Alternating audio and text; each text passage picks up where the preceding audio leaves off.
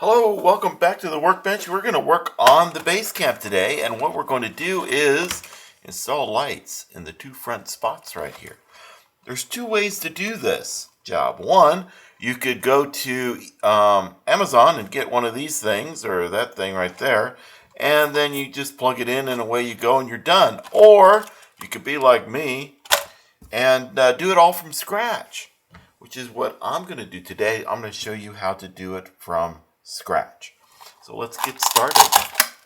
First thing we're going to do is remove the body, of course. And, got to remove the battery in there. Shame on me for leaving it on and not removing the battery. OMG. Oh, alright, well that was difficult to remove. So let me show you a quick trick here. To remove a battery a little bit more easily, you get a nail file. There's two little nubbins right there. You just file those nubbins down, just a small smack roll.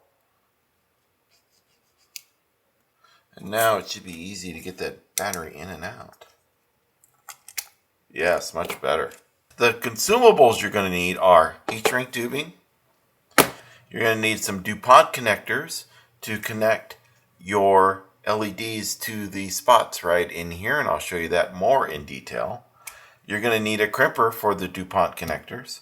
You're going to need two 3mm LEDs. I have chosen white. You can choose whatever color you'd like. You need one 150 ohm resistor. You need some solder, soldering iron. I have a heat gun here. You can use the edge of the soldering iron to shrink the tubing. You're going to need some wire. I have 24 gauge wire here. It is silicone wire. Makes it easy to strip. And you're going to need a 1.27mm hex key. It's a lot of stuff. That's why you can just get the kit. Anyway, let's get going on this. The first thing I'm going to do is I'm going to remove this mount here for the body. I'm doing that because I want to make it easier for you to see what the heck is going on.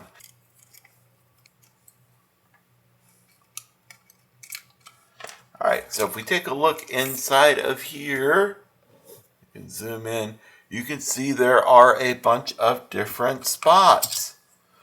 And these guys in this area is where you're going to plug it in. So second thing we're going to do is remove the bumper because it's easier to get the lights in with the bumper removed. Alright, with those two screws out, they're the same size as the body mount, so that makes it easy. We can get that bumper out of there. Voila. Alright, there is our bumper. So you can see we have some clips right here that will hopefully clip the LED right in there. So let's pop one in and see what happens. Yes, indeed, it's going to pop in there. Life is going to be good.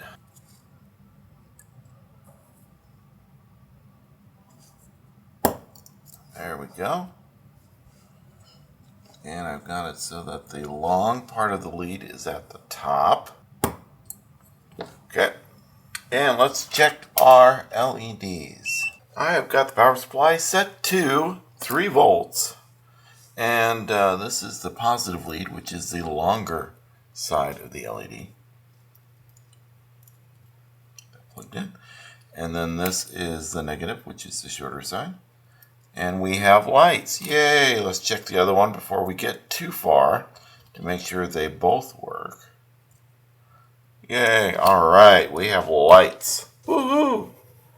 What I'm going to do is I am going to run the lights along from here across and then across here, and then I'll be able to plug it in. Now the plugs here, the bottom plugs, the bottom two are power only. So the bottom one is negative, the middle one is positive, and it's 5 volts. That's why we need the resistor to reduce the voltage down to 3 volts. I came up with a better idea to wire this thing. We're going to do that better idea. Tin these ends first, and I'm going to put a lot of solder on them. More than I normally do. And it's going to go that way, so this is the end. So this will go in here.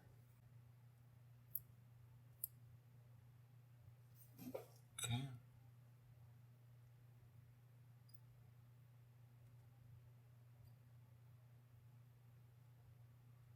There we go. Alright, now this one is going to be at this spot.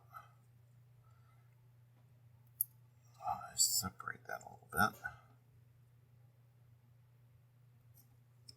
Like so. Good. I'm going to push it back together when you're done. Tin this.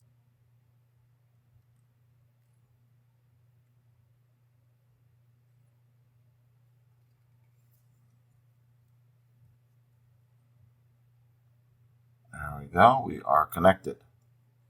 Now we will do the same with the other side. I have that. That's good.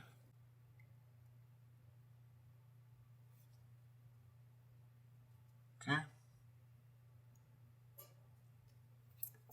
Let's see how she runs. Like that. And this wire is going to come around like so. Now that'll be just monkey and dory. Alright, we are happy with that. So now we're going to need to trim this away. Fantastic. And then, alright, the top one is the positive. So that's this guy. That's where the resistor is going to live. Really, from what I've read on the internet, which has got to be true because I'm on the internet, it doesn't matter which side you put the resistor on. So we're going to go with that. If it burns out, I will make a follow-up video on how to fix it. Alright, I want this resistor to live about right here. No, we said we wanted it up here. So this black wire is going to go to about right there. But it needs to, yep, about right there. I'm happy with that.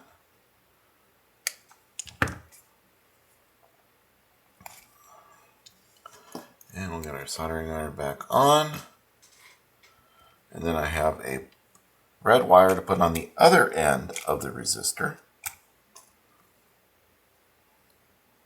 The resistors, it doesn't matter which end is plugged into what. They don't care. They don't resist it.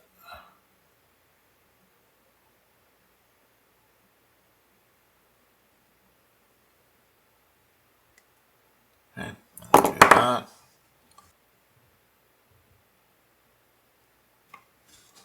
This side tinned.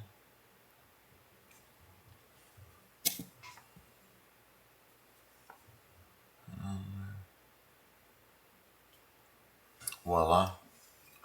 Now we got to figure out the heat shrink tubing. Okay, get this side ready to go.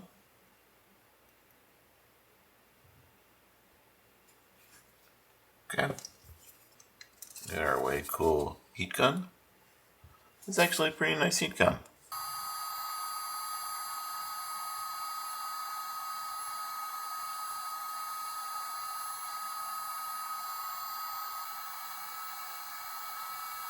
Okay, that ought to work. Cut this off here like this, and then we're going to crimp on the DuPont connectors. Right. You do not tin the end of these wires. You leave them the way they are, but you do want to make sure they are nice and clean and straight, or it won't work. You get your crimping tool. You get everything ready to go because you want to be comfortable when you do this. Okay. And there is a large side and a small side in there. See? I have the large sides facing me. I'll get this in like that, and then I will get it so that it holds. Then I will put in the wire, and then crimp it down. That's all there is to it. Not too difficult. Once you figure out the trick, I'll show you the trick again. You get the wire in there. You crimp it so it holds. Sure the wire's in the right spot. Or not the wire, the connector. So you get the connector in there, crimp it so it holds. Then you put the wire in. Then you crimp it down. Voila. That easy. There's a little part that pops up. Let me zoom in so you can see it. See that little pop-up-y thing right there? That goes to the hole that is in this part of the connector. That goes in that hole.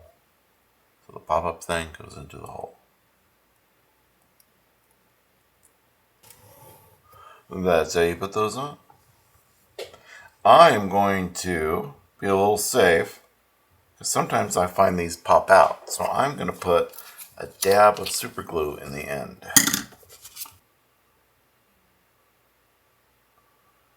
That'll keep that from popping out.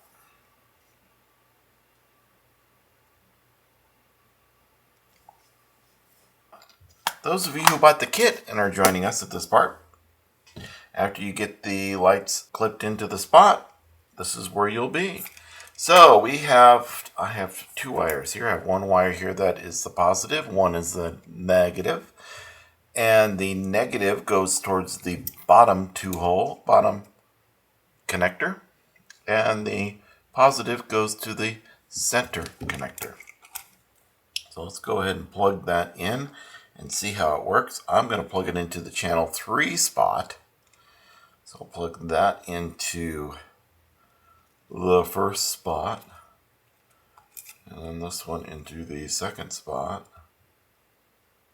and we will get our battery and plug it in, see how it works. And I'll plug this into there, turn it on, and we should have lights. Look at that, we have lights. Yay, lights. Alright, the last part of this install is the easy part, cleaning up the wires. So we will use the zip ties to do that. So let me clean up the wires and we'll come back and I will give you a nice summary. There we have it. The upgrade of adding lights to the front of our SXC24 base camp is complete. Whether you bought the ready-made kit or you did it yourself like I did, I hope you enjoyed this video. And I hope you learned something. Did I learn something? Yes, I did learn something. Of course I learned something. I learn something all the time. I was checking to see if I had the right clearance in the front here. And I do. It is getting caught up on this though, so I may file that down. But other than that, it should be good to go. Alright, have fun. Happy crawling. Hope you join me again for another upgrade to this SCX, to the Micro B, or to the MN models.